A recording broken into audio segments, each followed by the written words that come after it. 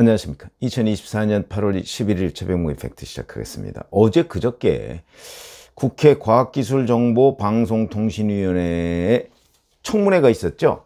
민주당에서는 이제 방송장악 청문회 뭐 이렇게 이름을 붙였습니다. 자, 그런데 어제와 뭐 오늘 아침까지 보면 그 관련한 기사가 거의 없습니다. 청문회를 한 건가? 이런 의심이 들 정도로 그냥 지나가 버렸습니다. 언론이 왜 이 방송장악 청문회라는 데에 대해서 관심을 가지지 않을까요?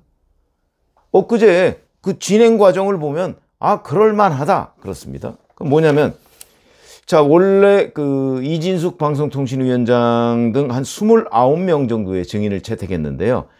이진숙 위원장, 그 다음에 김태규 방송통신위원장 직무대행, 지금 이 사람들을 포함해서 16명이 불출석 사유서를 제출을 했습니다.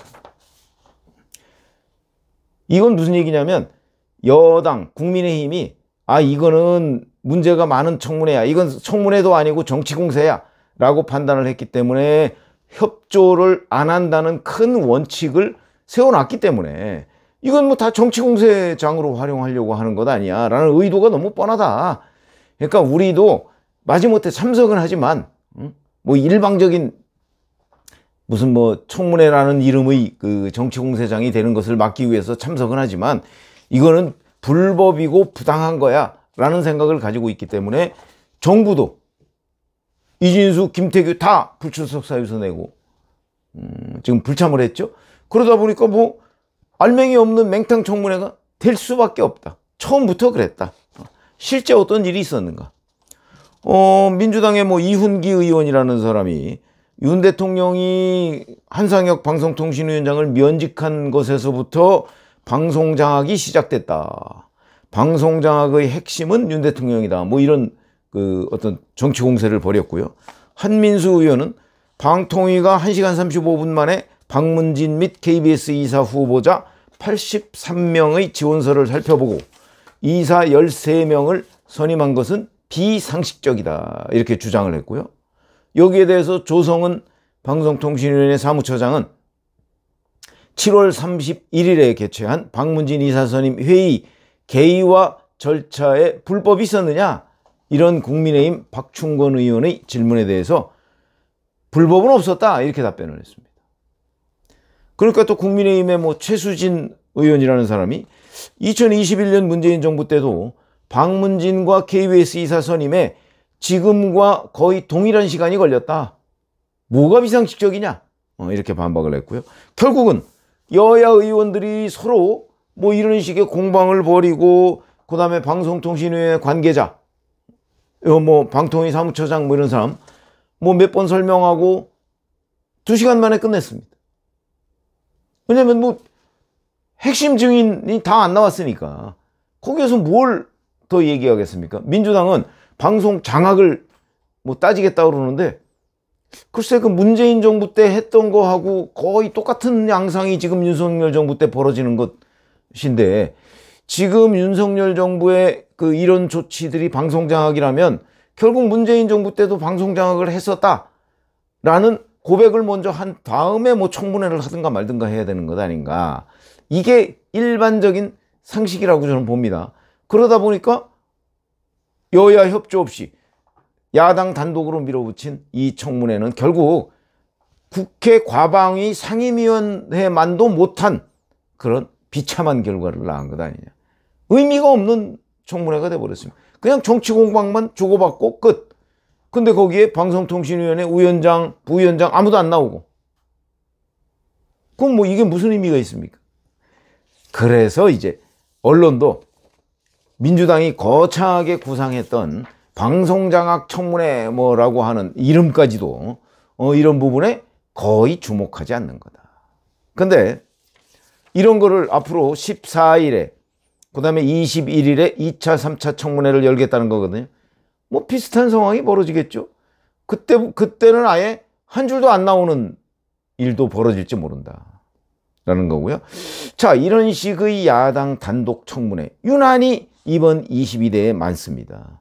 여당은 여기에 끌려가면서도 청문회에 뭐 참석은 하지만 결국 증인들은 떼거 불참하고, 그러면 이제 국회 과방위에서 증인들을 뭐 증언감정 등에 관한 법률 위반 뭐 이런 혐의로 고발하고 뭐 이런 방법밖에 없는 건데, 불출석 사유서가 합당하지 않다, 이제 이렇게 주장을 해야 되거든요.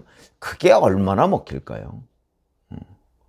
어차피 자기들이 정치공세장으로 지금 청문회라는 거를 정치공세의 도구로 활용하고 있다는 거는 온 국민이 다 아는데, 그래서 횟수를 봤더니 22대 국회 지금 며칠 안 됐습니다. 71일. 어제 기준으로 따지면 71일 됐거든요. 지금 개원식도 못 했죠? 이런 상황인데 벌써 자기네들 말로 입법과 현안 청문회를 8번을 했습니다. 주로 어떤 거냐면 윤석열 대통령 탄핵 청원 청문회 2번 했죠. 최상병 특검법 청문회 했죠. 이런 거 다 합치니까 71일 동안 8번. 그러면 9일에 한 번씩 한 겁니다. 9일에 한 번씩 청문회라는 이름의 정치 공세를 한 겁니다. 자, 이 윤석열 대통령 탄핵, 이걸 청원으로 해결한다는 게 말이 안 되는 거죠. 그런데도 그런 식의 꼼수로 결국 판을 벌여놨는데 별 주목을 못 받았죠. 정말 탄핵을 하고 싶으면 국회에서 표결로 하면 되는 겁니다. 표결. 그러면 뭐 국회 제적 과반수 해서 국회 제적 3분의 2가 동의하면 탄핵이 표결이 되죠. 그럼 헌법재판소로 넘어갑니다. 그러면 될 일을 청원이라는 말도 안 되는 국회 청원으로 대통령 탄핵하는 거는 어디에도 없습니다. 근데 그걸 청문회라는 이름으로 이렇게 하니까 결국 여당은 이 부분에 대해서 이거 불법이다라고 얘기하면서 이제 뭐 소극적이고 이러다 보니까 청문회 자체가 우스워지는. 근데 앞으로도 청문회 예정된 것도 있습니다. 김영철 서울 북부지검 차장검사의 탄핵 청문회 14일. 이것도 표결하면 됩니다. 정말 탄핵 사유가 있으면. 근데 무슨 청문회를 합니까? 의대 증원 합동 청문회 16일. 마약 수사 외압 의혹 청문회 20일. 그리고 아직 뭐 개최할 날짜 이런 건 확정이 안 됐지만 뭐 한동훈 특검법, 김건희 특검법, TMF 사태 청문회 뭐 다 이런. 근데 여기까지 다 합치면 16회. 그러면 이것까지 된다고 하면 한 임기 시작하고서 한 100일 만에 16번의 청문회를 하게 되는 거다. 과거 청문회 사례를 보면요. 18대, 그러니까 2008년과 2012년에 6번 한 게 가장 많은 겁니다. 21대, 지난 4년간이죠. 그때는 5번 했습니다. 나머지는 한 4번 정도 하고. 그러니까 정말 청문회법에 규정되어 있듯이 중요한 국가의 현안, 이런 것이 있을 때 청문회를 열 수 있다 이렇게 돼 있는 거지. 그냥 정치 공세, 여당 공격하는 도구로 청문회를 열면 안 된다는 게 이런 데서도 과거 국회도 그랬고. 근데 22대 국회는 참 특이하다. 이렇게 얘기가 될 수 있는 거겠죠. 결국 청문회가 일상화됐는데 이 일상화된 것이 이번 방송장악 청문회라는 것까지 보면 상임위만도 못한 청문회가 돼버렸다. 피로감이 생긴 거죠, 벌써. 그리고 너무나 이게 정치 공세성이 명백하기 때문에 이제는 증인들이 나 처벌 각오하고 불출석 사유서 내겠다. 이런 정치 공세의 도구로 우리가 악용당하지 않겠다. 이런 거 아닌가요? 이런 것 때문에 제가 보건대 여야가 제대로 된 합의 없이 청문회를 했을 때 어떤 일이 벌어지는가 하는 걸 지금 22대 국회 민주당 압도적 우위의 국회가 잘 보여주고 있다. 이제는 청문회라는 것이 상임위만도 못하게 됐다. 이렇게 청문회의 위상을 추락시킨 데 민주당의 책임이 크다. 크다 정도가 아니고 전적으로 민주당 책임이다.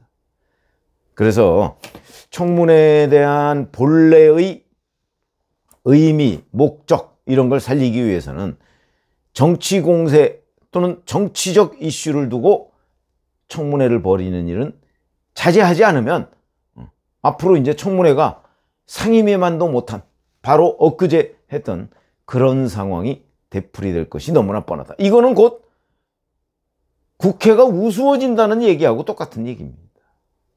뭐 민주당이 자각할 것 같지는 않은데 어찌됐든 간에 국민들이라도 자, 민주당의 이런 행태에 대해서 좀 뭔가 따끔하게 지적을 하거나 아니면 뭐 이제 선거는 없으니까 뭐 어쩔 수 없지만 그런 부분에 관한 정확한 인식을 하는 것이 중요하지 않을까 싶은 생각에서 말씀을 드렸습니다. 고맙습니다.